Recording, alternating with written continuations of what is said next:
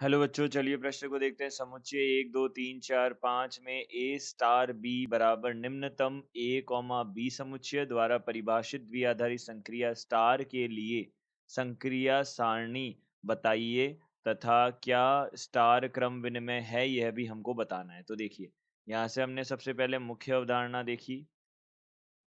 तो मुख्य अवधारणा के अनुसार हम क्या बोल सकते हैं?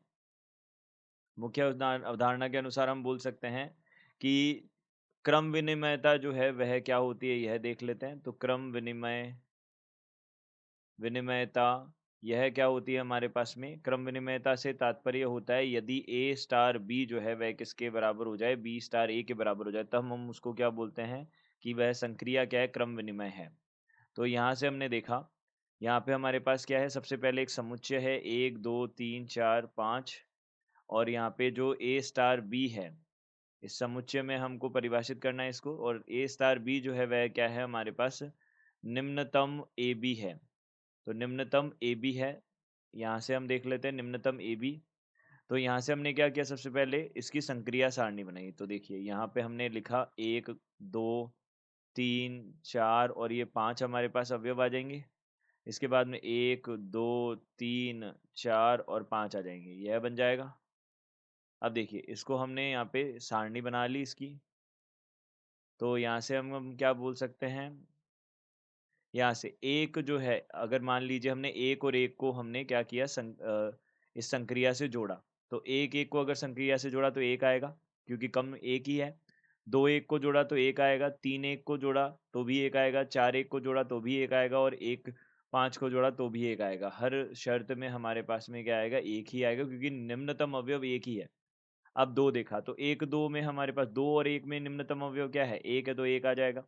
यहाँ पे दो है तो दो आ जाएगा, यहाँ पे दो है तो दो आ जाएगा, फिर यहाँ पे सब में दो दो ही रहेगा। अब उसके बाद में तीन वाले में देखा, तो एक और तीन में एक आएगा, तीन और दो में दो आएगा, तीन और तीन में तीन आएगा, चार और तीन में तीन आएगा, पांच और तीन में भी तीन आएगा।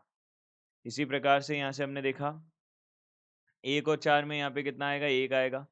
चार और दो में दो आएगा, चार और तीन में तीन आएगा, चार और चार में चार आएगा निम्नतम अवयव, और पांच और चार में भी चार आएगा। इसी प्रकार से पाँच के साथ देखा, तो यहाँ से कितना हो जाएगा, देखिए पाँच और एक में एक आएगा, पाँच और दो में दो आएगा, पाँच और तीन में तीन आएगा, पाँच और चार में चार आएगा, और पाँच और पाँच में पाँच आएगा। यह हमारे पास क्या बन गई, संक्रिया सारणी बन गई। तो यह तो हमने क्या कर दिया, संक्रिया सारणी बना दी।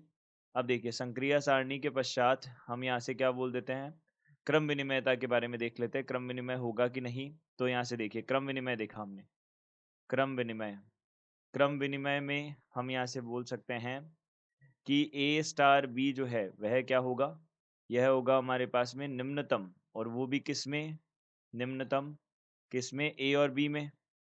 तो इसे हम क्या बोल सकते हैं, इसे ही हम क्या बोल सकते हैं, इसे हम इस प्रकार से भी लिख सकते हैं कि यह क्या हो गया, निम्नतम, निम्नतम बी कॉमा ए में भी लिखा जा सकता है।